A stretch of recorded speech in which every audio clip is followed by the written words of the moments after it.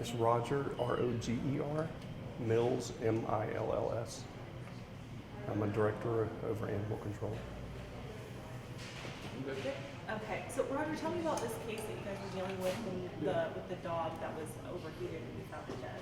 Sure, we received a report from Tampa Police Department that they had received a call about a dog that was dead in a small pen at a residence. We responded out and we had found a dog sitting next to, there's a cage sitting next to the home, just under the eaves of the home, and the dog was expired. So we tried to tempt the dog to get a temperature on him. Our temperature devices that we use to check the temperature on the dog go up to 115, and the temperature on the dog was above that. It would register high, so we couldn't get a current reading on him. While we were there, so we also conducted a laser reading on the pen that the dog was in, and it showed the temperature at 131. So that was the heat of that area where that dog was at. So there was also 2 dogs inside a laundry area right next to this that were barking, just continuous barking. So we took the laser reading through a jalousie window. There was one window that was there in that room. We took a laser reading of that, and it was at 126. So we chose that time to rescue the dogs. We get the dogs out, and we find there was no water or anything in there for them, and they were still obviously conscious and all. So we brought them in and had them examined by our veterinarian staff. How are those dogs doing now? They're doing fine. Yeah. And what kind of dogs were they? Like, were they larger dogs or smaller? Yeah, they were a larger breed dog, yes. Yeah. The main thing here that I know a lot of people are probably wondering is why would someone leave their dogs outside, especially in this heat? You know, I mean, I don't think people understand how hot it gets if you're in direct sunlight or if you're in an area where there's no ventilation. And that was the case in both of these. The dog may in the early morning hours been in the shade because of the eve of the home, but then when the sun passed over, he was in direct sunlight in an open cage with no water. So you can imagine, again, like I say, 136 was the temperature of it. And in the room, there was no ventilation. That one window allowed for no air circulation.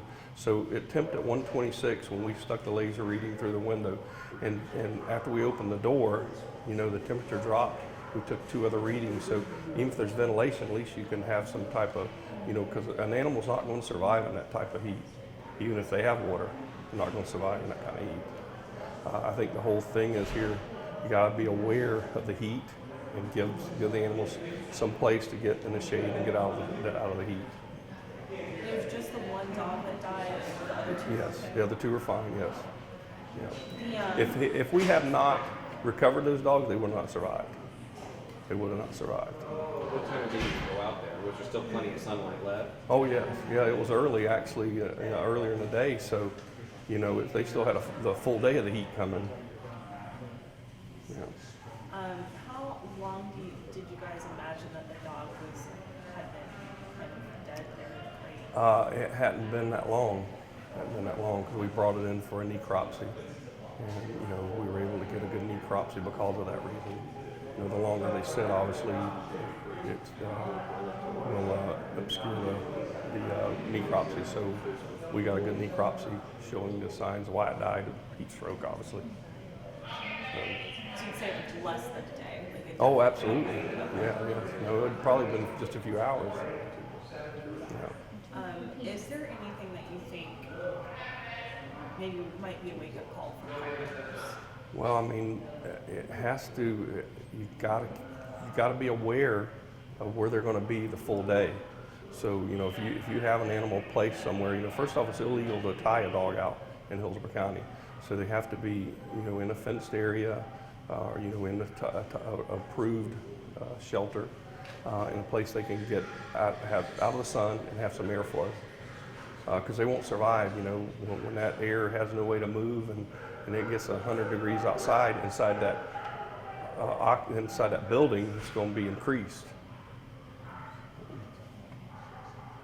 And I know that at this point the pet owner is facing some charges. The pet owner was charged with 3 felonies, animal cruelty, and 3 misdemeanors of improper confinement.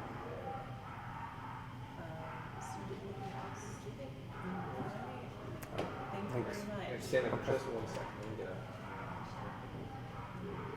me get a... ORY, Offner, OFFNER. All right, so just tell me about what you were seeing when you guys were dealing with this particular case, with like the dogs who were overheated. What kind of condition were they in?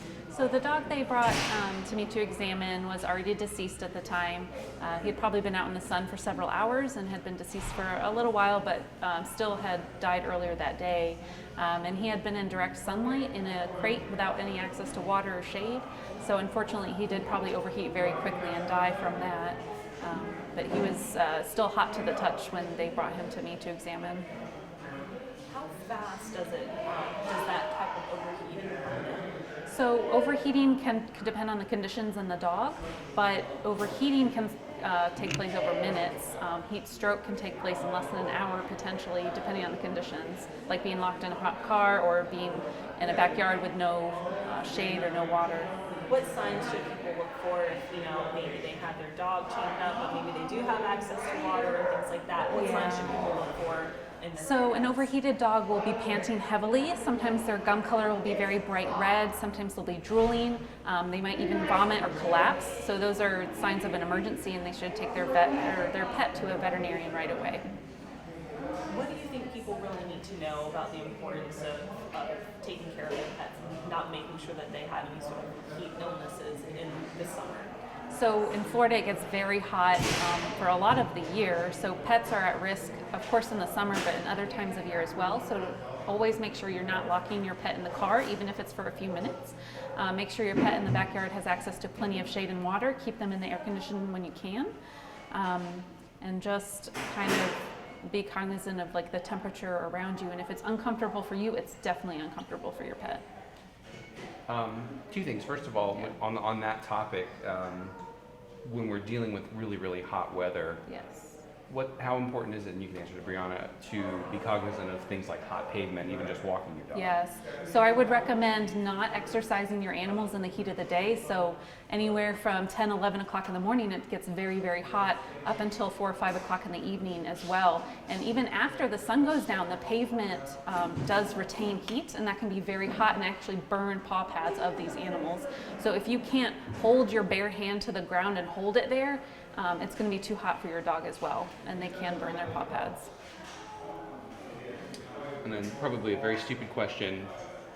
I know the answer to this, but I'm sure somebody who's watching might not. Yeah. It doesn't matter the color of the coat of your dog. We think of like a black shirt gets hot faster than a white shirt, Yeah. but being in the sun either way is still going to be detrimental, right? Yeah, so the coat color of the dog or cat doesn't matter. Any animal can overheat. And dogs actually who are more prone to heat stroke are going to be the dogs with the short muzzles, like pugs, bulldogs. They can't cool down as effectively as dogs with normal snouts. So they're actually going to be the breeds that are most prone to heat stroke, not necessarily the coat color. How quickly are you looking, and you may have answered this earlier, I'm sorry. How quickly are we talking from leaving an animal outside to where it could be reaching that heat stroke condition? So pets can overheat within minutes, especially in an enclosed area like a hot car. And then you can potentially get to a heat stroke condition within an hour or less, kind of depending on the conditions. Thank you so much.